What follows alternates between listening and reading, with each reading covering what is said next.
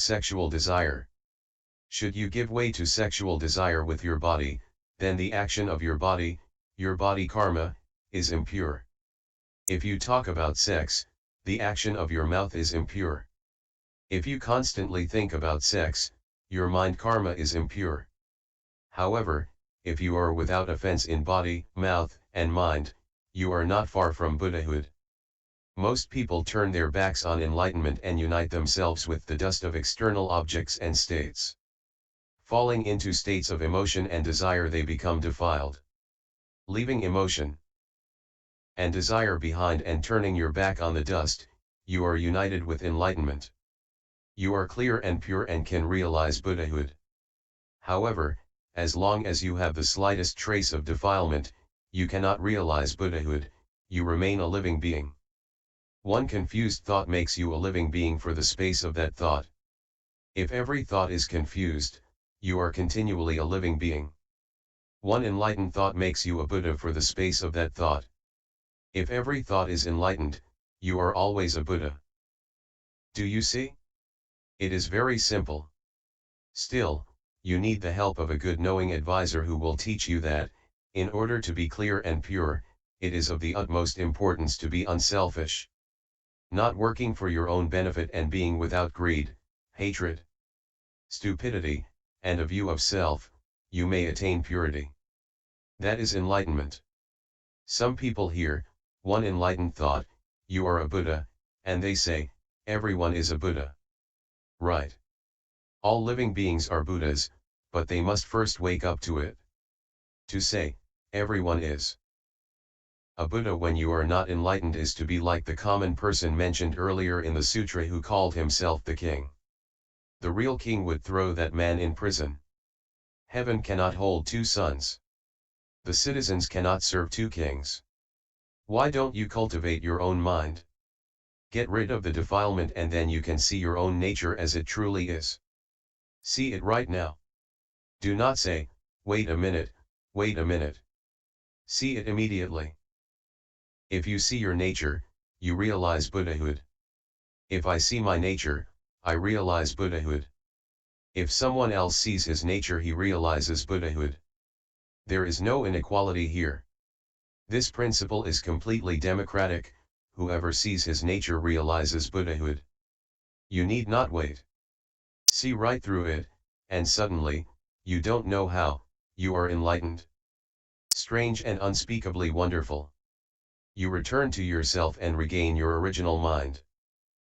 Sutra. Good knowing advisors, when I was with the High Master Zen, I was enlightened as soon as I heard his words, and suddenly saw the true suchness of my own original nature. That is why I am spreading this method of teaching which leads students of the way to become enlightened suddenly to Bodhi as each contemplates his own mind and sees his own original nature. Commentary. All of you of great knowledge, hear me, said the sixth patriarch. I have explained so much Dharma to you. Have you become enlightened yet? When I was with the High Master Zen, the fifth patriarch, I awoke as soon as I heard him speak. I, the sixth patriarch, an illiterate barbarian, a stupid country person, met the High Master Zen. The master did not say the fifth patriarch's full name, but merely said Zen as a gesture of respect. The High Master Zen, he said, endured the temper of many. Those below him tried to pressure him into transmitting the Dharma to Shensiu.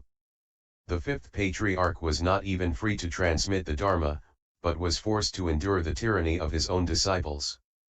His name, Zen, means to endure. He endured, practicing the perfection of patience until, one day, the barbarian arrived.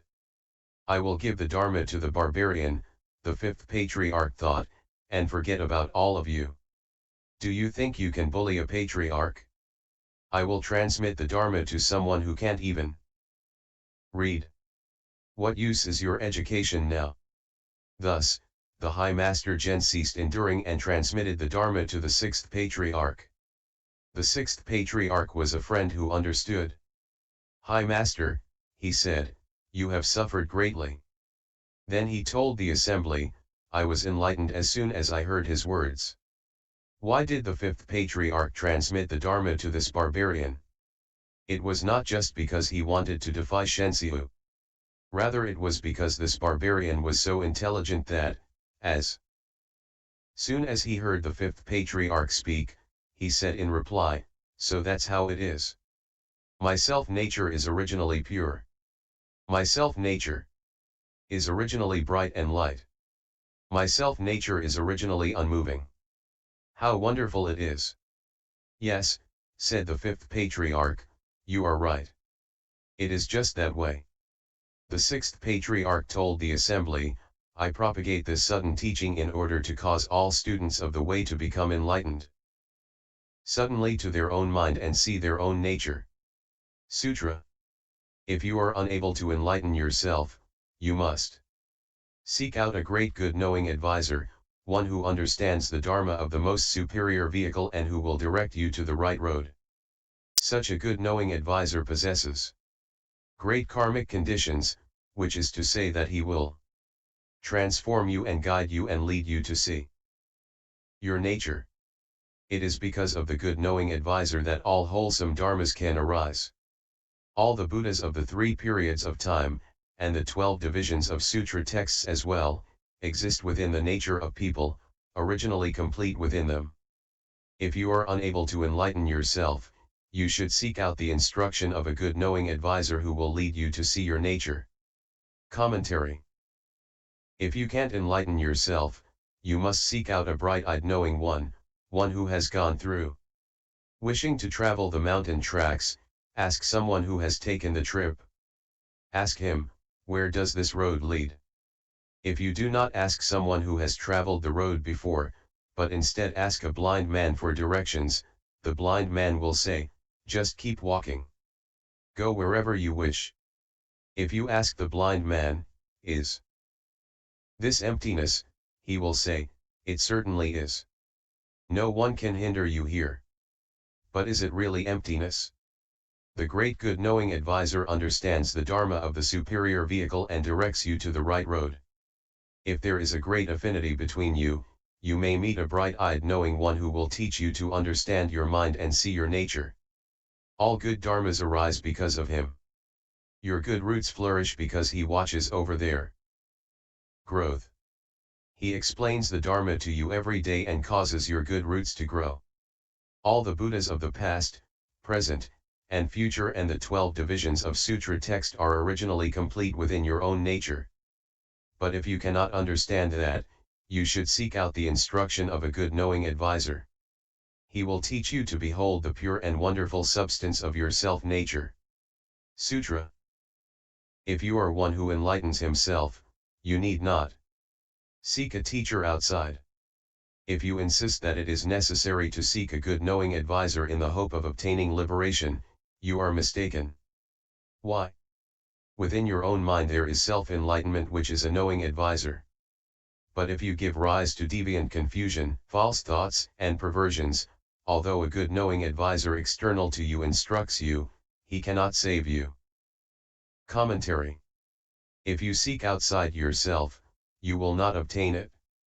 You must enlighten yourself, by recognizing the prajna of your self-nature. Your true good knowing advisor is within your self-nature, he is simply your own wisdom. Deviant means not right. Confusion means lack of understanding. Not understanding what? Not understanding what is right. For example, people have certain fondnesses. Some have the deviant confusion of sex. You should not regard these confusions as unimportant, for when you do, your confusion deepens and the small confusions become large ones. Thinking the large confusions to be unimportant, you arrive at old age with old confusions and go to your death with death confusions. Even at the time of death you are confused and unclear. How pitiful! False thoughts are untrue thoughts. They are vain and unreal. Perversions occur when you clearly know that something is wrong, but do it anyway. You understand perfectly well that it is not right, but you say, "It is right. It is right." If you continue to do things contrary to Dharma, you are perverted.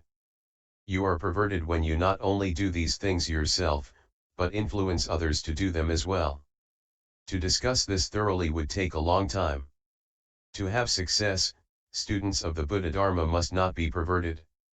If you have deviant confusion, false thoughts, and perversions, although a good knowing advisor external to you, such as your good teacher or good friend, instructs you, he cannot save you. Your good teacher and worthy friend may try to help you, but if you refuse to obey him he can do no more. Your good knowing advisor is not a policeman. If you break his laws, he cannot put you in jail. He can only hope that you will gradually change your faults. If living beings obey, the master is certainly pleased, but if they do not, although he cannot get angry, he is unhappy in his heart because he has no way to help them. Sutra. If you give rise to genuine prajna contemplation and illumination, in the space of an instant all false thoughts are extinguished. If you recognize your self-nature, in a single moment of enlightenment you will arrive at the stage of a Buddha. Commentary. Genuine means not deviant and confused. Prajna is genuine wisdom. To contemplate and illuminate is to slice off deviant confusion, false thought, and upside-down actions with the sword of wisdom. If you do not swing the wisdom sword and cut through your deviant confusion, your false thinking, and your upside-down actions, you are deluded, lack wisdom and do upside-down things. Recognize your own original nature. Understand it once, and, in that one moment of enlightenment, you will go to the Buddha realm. On the other hand, where do you go in one moment of confusion? To the ghost realm. Enlightened, a Buddha. Confused, a living being. In the space of an instant all false thoughts are extinguished, destroyed by your wisdom sword. Like ice melted by the sun. Sutra. Good knowing advisor, when you contemplate and illuminate with the wisdom which brightly penetrates within and without, you recognize your original mind. The recognition of your original mind is the original liberation. The attainment of liberation is the prajna samadhi, is no thought. Commentary. Using your inherent wisdom, observe inwardly the mind and body and outwardly the world. Completely understand both, as you would look through a pane of glass, from the outside seeing in and from the inside seeing out. Inwardly, there is no body and mind, and, outwardly, there is no world. But, although there is no body nor mind nor world, the body and mind and the world function in accord with one another. Although they function together, they are not attached to one another. This is called recognizing your own original mind.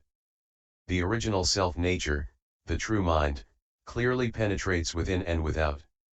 The recognition of your original mind is liberation. When you are not attached to sense objects or false thought, you obtain liberation. This is the prajna samadhi of your self-nature and is simply no thought. I previously spoke about non-recollection, no thought, and non-falseness. Non-recollection is morality, no thought is samadhi, and non-falseness, i.e. being without false thought, is wisdom.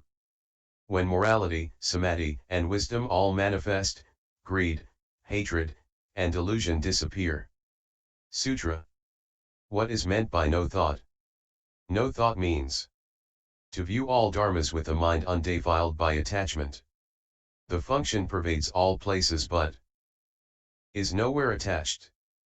Merely purify your original mind and cause the six consciousnesses to go out the six gates, to be undefiled and unmixed among the six objects, to come and go freely and to penetrate without obstruction. That is the prajna samadhi and freedom and liberation, and it is called the practice of no thought. Commentary. No thought means to view all dharmas with a mind undefiled by attachment. When the mind is undefiled by attachment, dharmas are empty. If dharmas are empty, then why must you get attached to your bad habits and weaknesses?